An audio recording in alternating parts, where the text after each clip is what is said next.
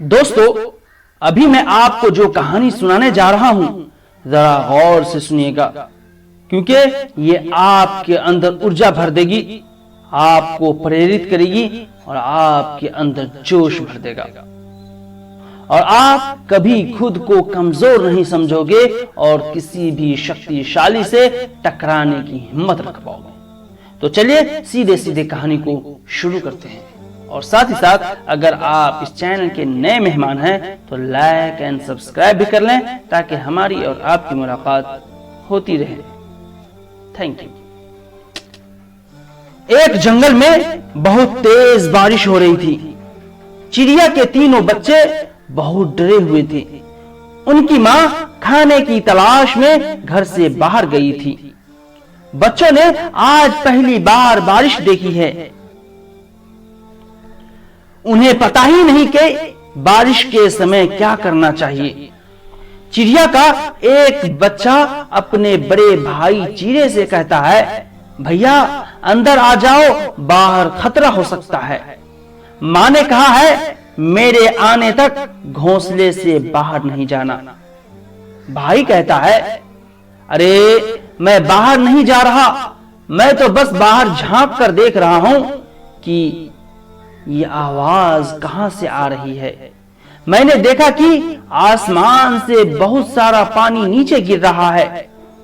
छोटा चिड़ा भाई से कहता है, कुछ भी हो भैया, लेकिन तुम मां के आने तक बाहर मत जाना। टीलू अपने दोनों भाइयों से बड़ा था और समझदार था। उस पर अपने छोटे भाइयों की देख रेख करने की जिम्मेदारी थी। वह तीनों अपनी मां का इंतजार कर रहे थे।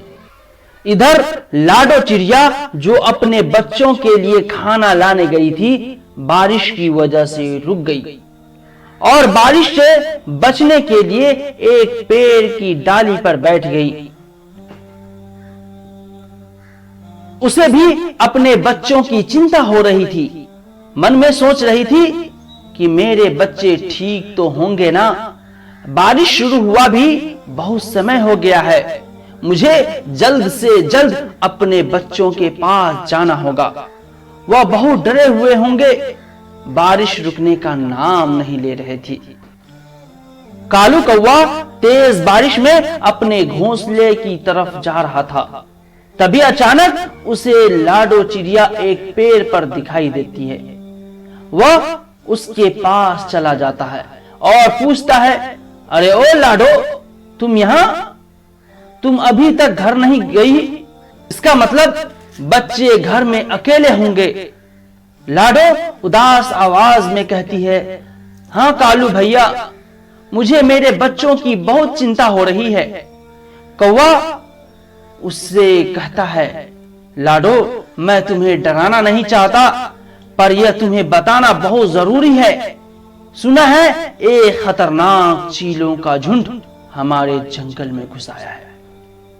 लाडो कहती है, हाँ कालू भैया, मुझे यह बात पता है। जब मैं कल बुलबुल चिड़िया के घर गई थी, तब मैंने देखा कि एक चील बुलबुल चिड़िया के बच्चों को खा रहा था। बुलबुल घर पर नहीं थी, एक बच्चा जीवित था। मैंने उसे बचाने की ठान ली। तब मैं उस चील के पास चली गई और मैंने उससे कहा, अरे ओ चील, छोड़ दे इन बच्चों को, नहीं तो तेरा बहुत बुरा हाल होगा। और फिर चील को गुस्सा आ गया और वह मुझसे कहने लगा, अरे ओ चिड़िया, तुम्हारा दिमाग तो ठीक है ना, भाग यहां से। अगर मेरा पेट भरा हुआ नहीं होता तो मैं तुम दोनों को भी खा जाता।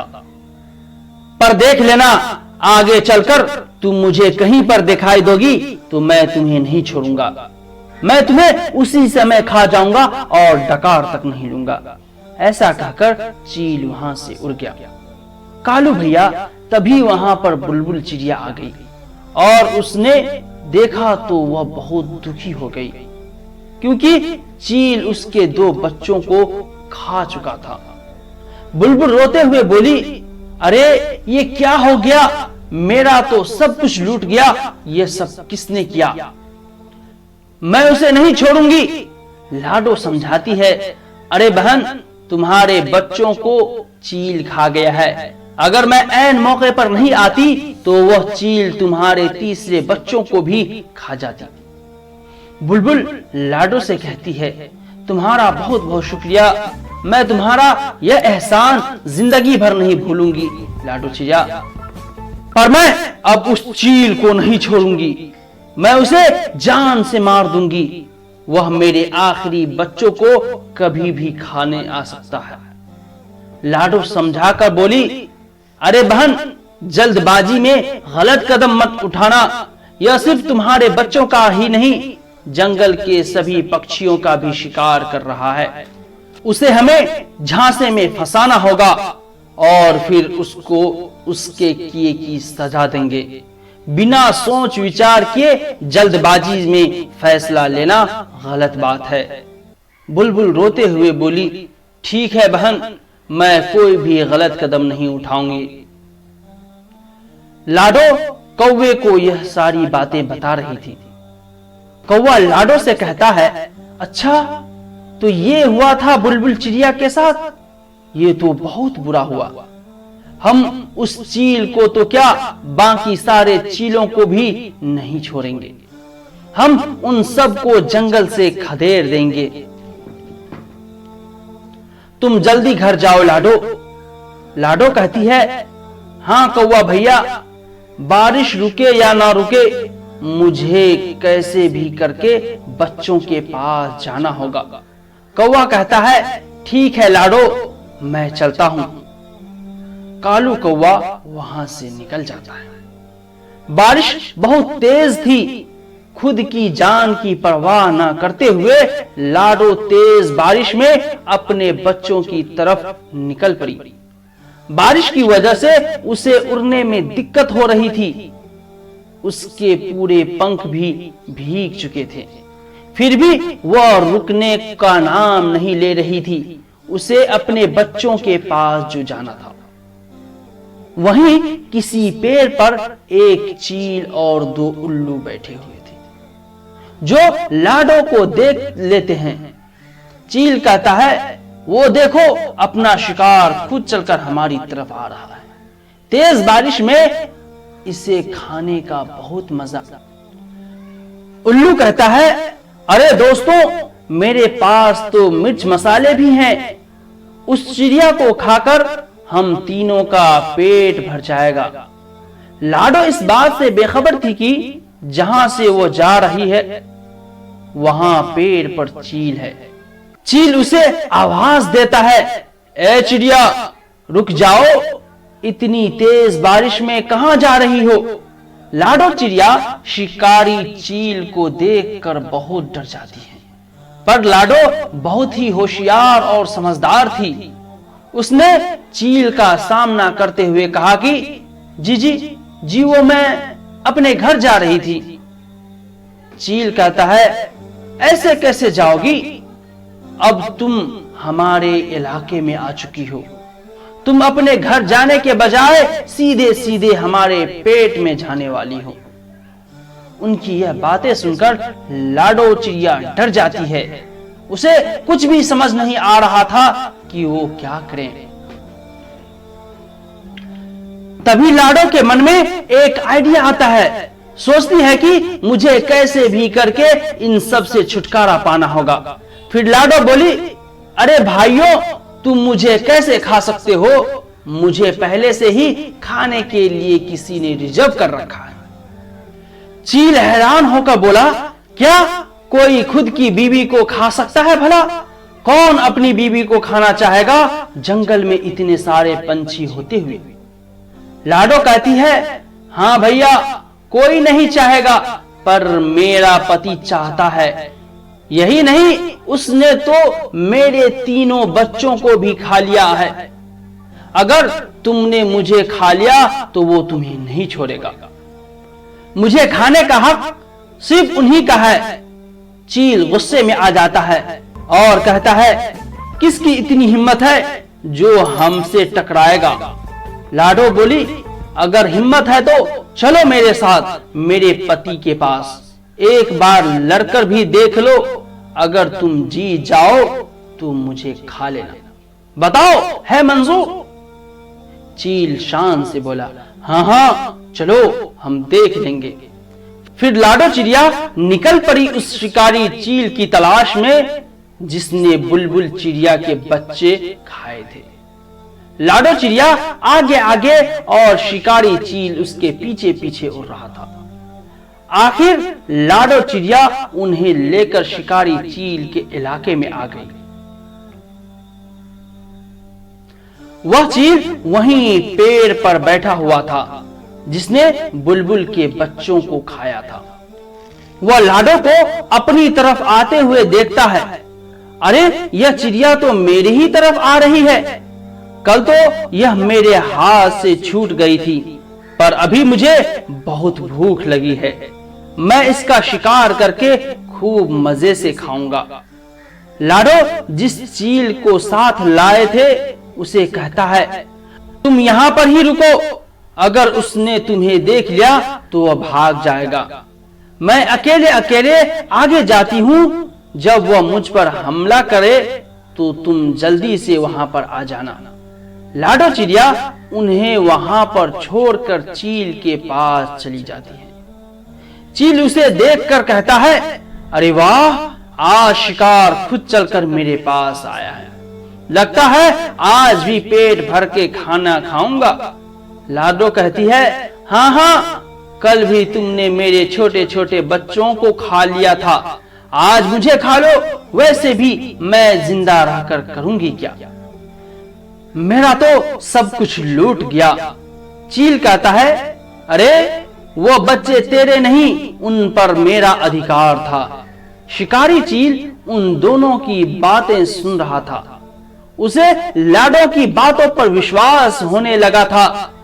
इधर चील को लाडो की बात समझ नहीं आ रही थी, फिर भी उसने यह मौका हाथ से गंवाना नहीं चाहता था।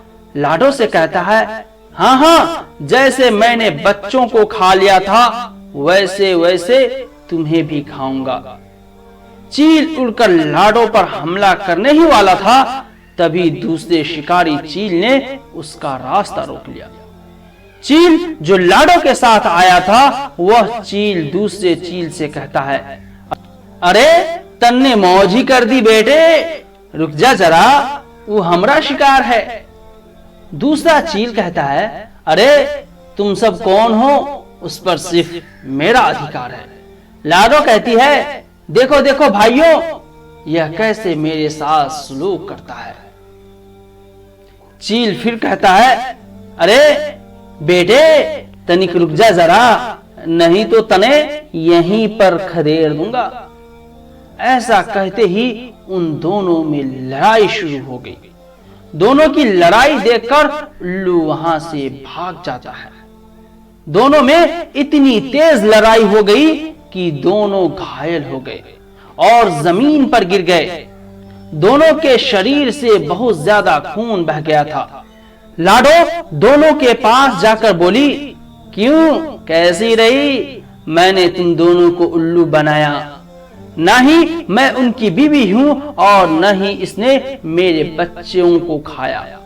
मैंने जानबूझकर तुम दोनों में झगड़ा लगवाया था ताकि जंगल के बाकी पशु पक्षी सुरक्षित रह सके। अब समझ आया, शक्ति से हमेशा बुद्धि अच्छी होती है। घायल चील कहता है, अरे ओ चिड़िया, तने यह ठीक नहीं किया। उन दोनों चीलों में इतनी हाथापाई हो गई थी कि उन्हें अपनी जान गंवानी पड़ी। लाडो खुशी से बोली, चलो इनका काम तो तमाम हो गया। अरे बाप रे, इन दोनों के चक्कर में मैं तो अपने बच्चों को ही भूल गई। लाडो चिड़िया उड़ते हुए अपने घोंसले की तरफ चल पड़ी। उसने देखा कि उसके घोंसलों में पानी घुस गया था और उसके बच्चे भी नहीं दिखाई दे रहे थे। लाडो घबरा जाती है, अरे बाप रे, मेरे बच्चे कहां पर गए? तभी वहां पर कालू कौवा आ जाता है और बोलता है, अरे लाडो तुम रो मत, तुम्हारे बच्चे सही सलामत हैं। जब मैं मेरे घोंसले की तरफ जा रहा था तो मैंने देखा तुम्हारे घोंसले में पानी भर रहा था और बच्चे भी पानी में डूब रहे थे। तो मैं बच्चों को वहां से निकालकर अपने घोंसले में लेकर चला गया। चलो मेरे साथ चलो। कालू लाडू को अपने घोंसले की तरफ ले जाता है। वहां तीनों बच्चे मां का इंतजार कर रहे थे। अपनी मां को देखकर बच्चे खुश हो जाते हैं और उसे गले लगा लेते हैं। मां, तुम कहां थी इतनी देर तक? हमने तुम्हारा कितना इंतजार किया। अगर कालू मामा नहीं होते तो क्या होता?